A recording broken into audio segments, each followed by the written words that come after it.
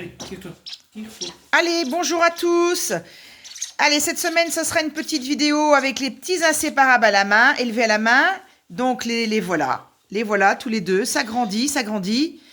Donc, je vous présente le premier, limoncello. Et le deuxième, qui est plus vert, qu'on va appeler rhubarbe. Voilà. Bon, après, il risque de partir. Donc, je vais peut-être garder le petit tête à tête orange. On verra bien, mais bon. Je leur ai donné deux petits prénoms, comme ça je les appelle par leur prénom, j'aime mieux. Voilà, donc vous voyez, comme je vous avais dit, on est passé... Alors, il y a toujours la pipette, ça ne change rien. Mais moi, j'ai rajouté, là, et ils ont un peu plus d'un mois maintenant, des petites graines de tournesol décortiquées et du millet rouge. Les petites grappes qu'on trouve au magasin. Je les ai miettes dans le fond et ils commencent un petit peu, parce que comme vous voyez là, ils sont toujours à la pipette. Ah, il y a Passion Canarie 85 en train de donner la pipette, parce que je ne peux pas faire la vidéo en même temps que leur donner à manger. Donc, ils ont toujours leur pipette quand même, toutes les 4 heures à peu près. Maintenant, le soir, c'est fini, à 20h30. Après, ils passent toute leur nuit jusqu'au matin, 7h. On leur donne plus de pipette. C'est terminé entre les deux.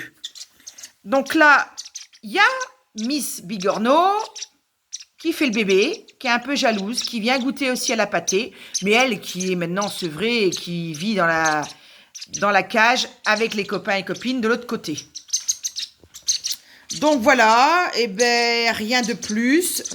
Normalement, d'ici une semaine ou deux, je vais les mettre en petite cage parce qu'ils commencent à gambader un petit peu quand même à l'extérieur et tout ça. Donc après, on va passer à la cage. Je les mets plus beaucoup, maintenant qu'ils sont un peu plus âgés.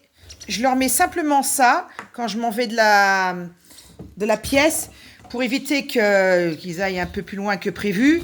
Mais je les mets moins dans le sombre, justement pour qu'ils puissent manger leurs graines de tournesol et de millet, qu'ils apprennent tout seuls. Donc vous voyez, ils tututent quand même encore. Hein, mais ça diminue. C'est moins souvent. Voilà. Donc là, il y a ma petite bigorneau qui fait aussi le bébé. Donc comme je vous expliquais, je vais les mettre dans une cage. Et puis après, on va les faire sexer aussi. Bon, là, il faut encore attendre parce qu'il n'y a pas assez de plumes. Elles ne sont pas assez longues, disons. C'est surtout ça. Donc on va attendre. Et on va les faire sexer. Et après, peut-être que je vais garder la tête orange, mais qui restera dans la volière. Je vais voir, j'en sais rien. Et l'autre, il va partir à l'avant. Vous voyez, il commence un petit peu à aller dans le fond. Là, on essaye aussi. Tiens, on n'avait pas essayé jusqu'à présent, mais c'est vrai que à la cuillère, ça aussi, c'est la deuxième. Après la seringue, c'est la deuxième étape. On met à la cuillère. Un peu plus épais aussi, forcément. Voilà, moi j'avais pas encore commencé, mais ça y est, je pense que voilà. Heureusement que mon instructeur est là.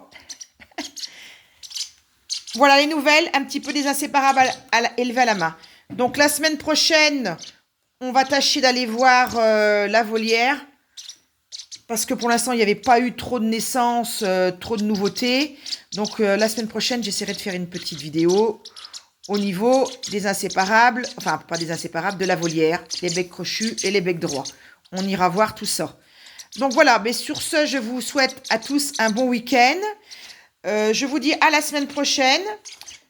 Je vous remercie de vos petits commentaires. Et à bientôt.